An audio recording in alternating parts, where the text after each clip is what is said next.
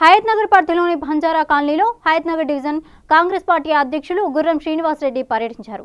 ఈ సందర్భంగా ఆయన కాలనీలో సమస్యలు కుప్పలుగా ఉన్నాయని, ముఖ్యంగా డ్రైనేజీ సమస్యతో కాలనీవాసులు ఇబ్బంది పడుతూ రోగాల బారిన పడుతున్నారని ఆరోపించారు। కార్పొరేటర్ మరియు సంబంధిత అధికారులు కాలనీ సమస్యలపై స్పందించి వెంటనే పరిష్కరించాలని డిమాండ్ చేశారు।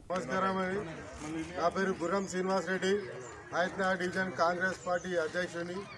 ఈరోజు పలు సమస్యలపై బస్తీ దర్శన సందర్భంగా బంజారా కాలనీకి రావడం జరిగింది। ఈ బంజారా కాలనీలో సమస్యలు చూస్తుంటే బంజారా బిడ్డలు అంటే మీకు అంత చులకనగా ఉందని చెప్పేసి మేము టీఆర్ఎస్ కార్పొరేటర్ను ప్రశ్నిస్తూ ఉన్నాము।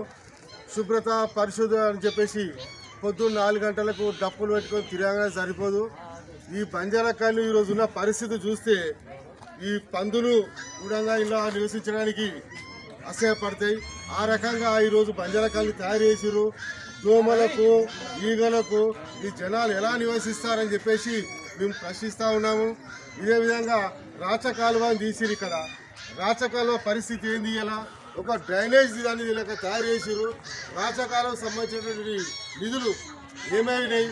దాని మీద పైకప్పు వేయకుండా ఈరోజు ప్రజలకు తీవ్ర అసౌకర్యం కలుగుతున్నది। అక్కడ ముందుకు చూస్తే రోడ్డు దాటడానికి కూడా చిన్నపిల్లలు స్కూల్ పోవడానికి తీవ్ర ఇబ్బందులు పడుతూ ఉన్నారు।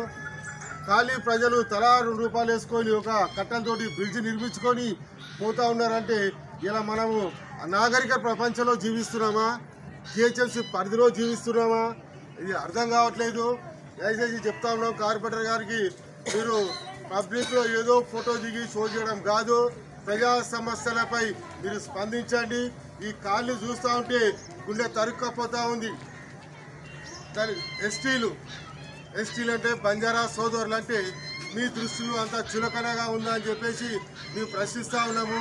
బంజారా సోదరులు ఈరోజు గిరిపుత్తులు ఎలాంటి పోడు భూములు అట్లాంటివి గుణంగా వాడిని దుక్కి చేసి ఒక రూపుదిద్దుకొచ్చి పంట పండించే అటు శక్తివంతులటువంటి బంజారా సోదరులను ఈరోజు ఇంత హీనంగా చూస్తున్నారంటే మాకు చాలా బాధాకరంగా ఉన్నది।